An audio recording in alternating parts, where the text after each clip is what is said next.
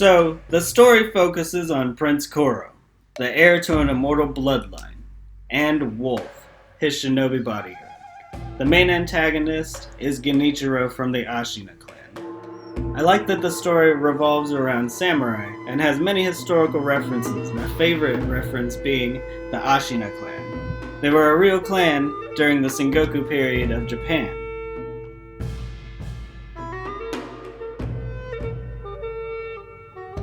The game relies heavily on stealth. A great aspect of that is the eavesdropping mechanic. When you walk up to certain enemies, it gives you the option to eavesdrop. This gives the player valuable information pertaining to the story as well as plot points that can influence the game's endings. Unlike Dark Souls, which focuses on attack, Sekiro is more about depleting your enemy's posture. You can accomplish this by parrying opponents' attacks and using skills such as the Mikiri counter. Speaking of Dark Souls, anyone remember the Estus Flask? It's essentially the player's liquid courage, or healing potion. From Software carried this little baby over to Sekiro, in the form of the healing gourd. If a player should find themselves in a pickle, they need only take a swig of this magic juice, and they'll be feeling 100 again. This is my favorite feature. I can't tell you how many times I've been fighting a difficult boss and been one hit away from victory, only to die horribly. Sekiro allows you to have a second chance with resurrection. No From Software game would be complete without a plethora of challenging bosses. From the first main boss, Gyubu, the player's abilities are tested. From landing perfectly timed attacks to dodging a ruthless spearman on horseback, this game is brutal. One of the bosses even controls lightning, which leads me quite nicely to number 7. Remember that guy we just mentioned? The one that can control lightning?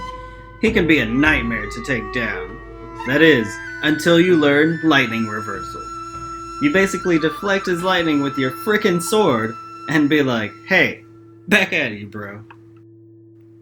Like you saw in our first Sekiro video, Wolf gets his arm sliced off and replaced with a prosthetic one. You get an array of prosthetic tools, ranging from fireworks, a bullet shielding fan, to the flame vent. I especially love the grappling hook, as it makes getting around a breeze. While the cutscenes aren't seamless, the graphics are pretty legit, and you gain valuable insight into Sekiro's story. There are also battle memories that explain the boss's backstories and history with Wolf. Okay guys, number 10, and to me, the craziest so far. The entire story takes place in one day. You're probably saying, what?